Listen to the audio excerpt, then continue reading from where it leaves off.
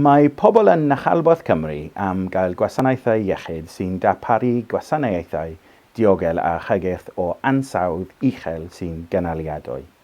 Credwn fod ysbyty cyffredinol Bronglais yn ganolbwynt i'r gwasanaethau hyn, ond mae angen dull mwy cydlunol rhwng y tri bodd iechyd sy'n cympysau canolbarth Cymru i sefydlu ei rôl strategol yn y dyfodol. Mae dyfodol yr ysbyty wedi bod yn ansicr ar ormoedd o flynyddoedd ac mae angen datrys hyn.